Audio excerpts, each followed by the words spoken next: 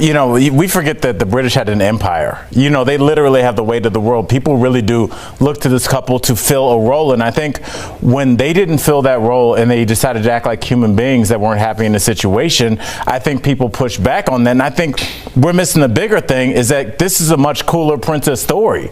Because, like, I tried to show my daughter Snow White and she's like, why is she, or Sleeping Beauty, she's like, why is she on the floor? She's using a calming headspace app. Like, this would be a cool princess story. It's like, we don't like living like this. This is boring. We're going to LA. Well, we need to pause for a second because what we just witnessed was nothing short of extraordinary. A panel actually discussing Harry and Meghan with honesty, without no melodrama, no conspiracy spirals, and no royal PR fogging up the conversation. It felt like someone cracked open a window in a room that's been suffocating for centuries.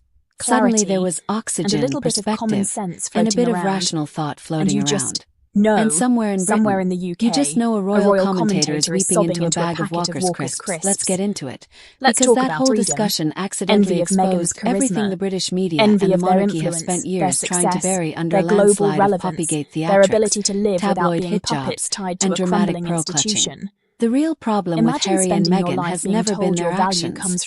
It has always been what their existence reveals. And this panel, probably without even realizing it, peeled back every protective layer. Deeply. They started by acknowledging the idea that people hate them because Harry they don't and relate Meghan to the didn't common become person. divisive on their own. Please. They were pushed the into royal that family role hasn't by people who related to needed common them to be people polarizing. since electricity was Chaos invented. sells papers. That talking point Villains is nothing keep the but smoke monarchy and mirrors looking meant to saintly. distract. So we're going to kick things off with Harry and Meghan because of this couple, I would say, more polarizing than any other couple in the world. And boy, Erica, before I read some of these comments, why do you think they're so polarizing?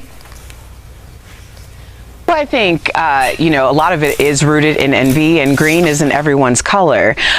You're talking about people who have been in the spotlight.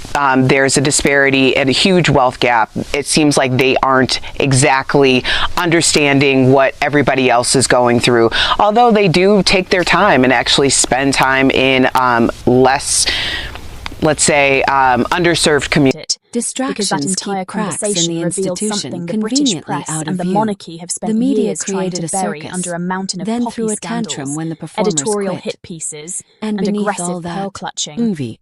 Loud, The real simmering, issue with deeply Harry and irrational Meghan has envy. never been their behaviour. When that It panelist has said always been jealousy what was their the true existence engine of the exposes, backlash, I and that swear you panel could hear royal unknowingly peeled loyalists back shrieking every in the layer. distance.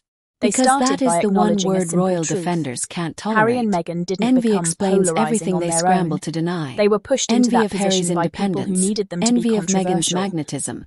Anyways, I didn't. But I anyways, you know what I'm it. saying. I think we put too much weight on them is what I'm trying to say, right? They're out there doing good in the community. We should commend them for that, right? We put all this weight on like they're the go-to face couple. I personally don't. We talk about them a lot. I don't think we need to. I don't find them that interesting as a couple, right? I'm not that into the royal family. I don't know that much about it. I didn't watch The Crown, and people who think they're educated on the royal family, their only education's from The Crown, so relax, like you read a book or something. Totally. So, it's just, for me, I don't hate them, but I don't really admire them either. I admire what they do, like I said, philanthropically, but that's it. Yeah, you know what? Came back. Envy of there their isn't global chaos, presence, the their tabloids cultural don't sell. relevance, If their there isn't ability a to villain, thrive the without monarchy being can't tethered to a pretend to be the centuries-old hero. machine.